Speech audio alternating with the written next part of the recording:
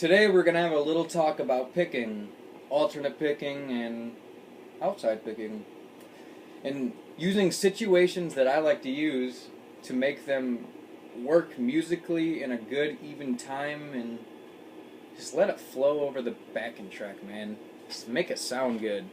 And first I'm going to talk about this famous Paul Gilbert lick that everyone and their mother knows, and it sounds like this. Fast. That lick is a good demonstration of outside picking. Look at 12, 13, 15, 12 high E string, so like this. I'm obviously over-exaggerating the upstroke because we're not getting caught in between the strings right there. We're going outside like that, so look at down, up, down. And then we come back for the upstroke here. And then back for the down here. So that's a good demonstration of outside picking. I'm not going to get into that because everyone and their mother knows that lick. So we're not even going to talk about it. It's just a good thing to even bring up for outside picking. That's why I'm even talking about it. And also, using pull-offs for situations, or hammer-ons, just to make licks be outside picking. That's what I've done. All the licks that I've mastered over the years, I realized was me subconsciously doing outside picking. I didn't even know what outside picking was. And now that I do it, I realize that's where all my licks are coming, all the best ones are outside picking. Like, stuff like this when you're picking every note, like no hammer-ons at all.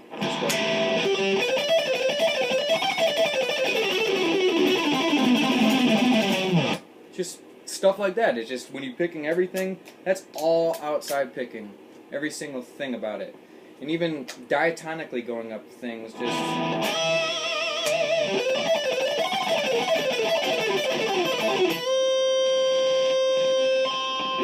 stuff like that. Just making it fit for outside picking, whether it's starting on an upstroke or starting with a downstroke, depending on each string. So if you do this, look at.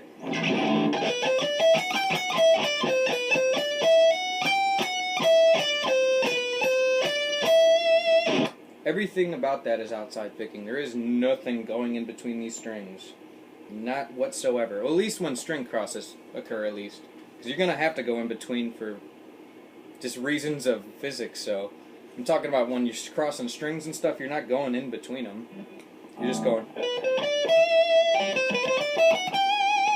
You're going completely not inside of these strings when you get to the string change. If you're going in between the strings before the string change, or after the string change, then you got something wrong. So if you're going in between, that's what's getting usually caught up with. That's why ever since I started doing it, or not even since, I've always done it, I just never noticed or what it was. So even for stuff like this, just going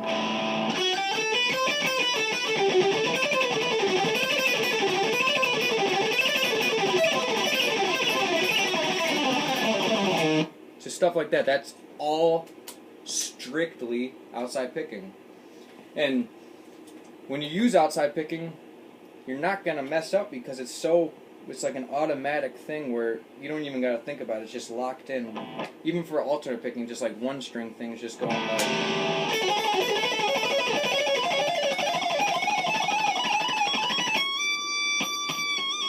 Just stuff like that. It's automatic because you got the motions down, you got the movement down, so pretty much I used to talk about little movement possible, economy of motion, stuff like that, but I could care less about it anymore because I like the sound of the dynamics of the big movements. That's why when I pick, it's kind of a lot of big movements, unless I'm just only when I anchor my pinky to the board, or to the pick guard, that's when the little movements go on, the one string stuff like that.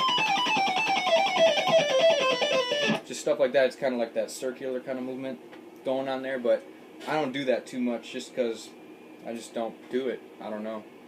But, yeah, first step, find situations to use outside picking, like for the two strings. Even you don't have to pick everything for these.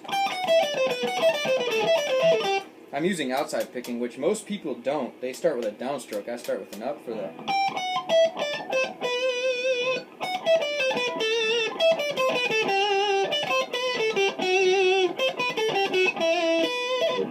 Yeah, I start with the upstroke because that's just it follows the rules of outside picking, so that's probably why I've always thought like that over the years. So that's pretty much what I want to get into, is just finding situations of outside picking. String shreds with this pattern that Mr. YJM Yngwie Malmsteen used, but he didn't use it the way I use it. He uses it in way different contexts. I do it more repetitively. He might just throw it into his little just shreds when he goes on the descending fours and all that on one string. You just throw in this pattern, but this is what the pattern sounds like, fast.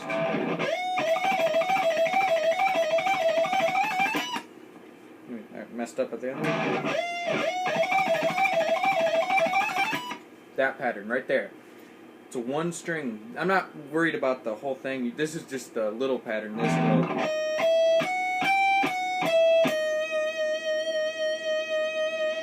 Wait, that sort of sounds like. Why are you doing it on one string, Straten? Because I think it sounds cool. And it's a little harder, and it just sounds more authentic to me. I'm sorry, guys. This sounds cool. This is how Paul Gilbert does it. Still sounds cool.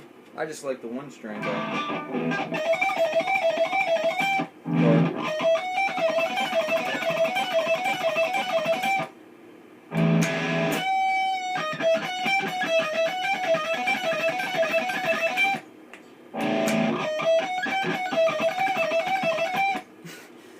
I'm getting carried away. Or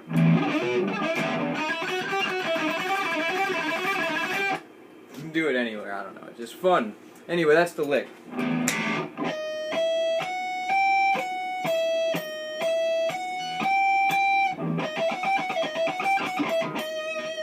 And then you just eventually just go down the E harmonic minor scale just by going like this.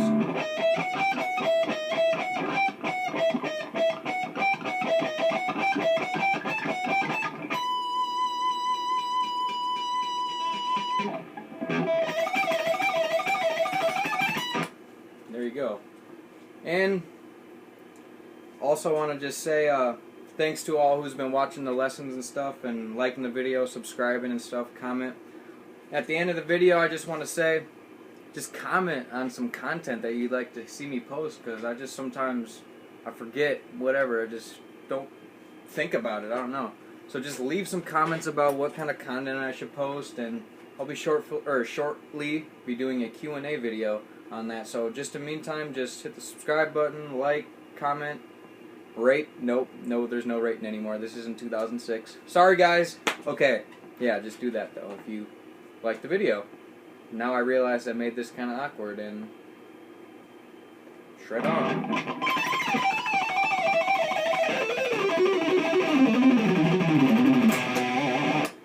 There you go.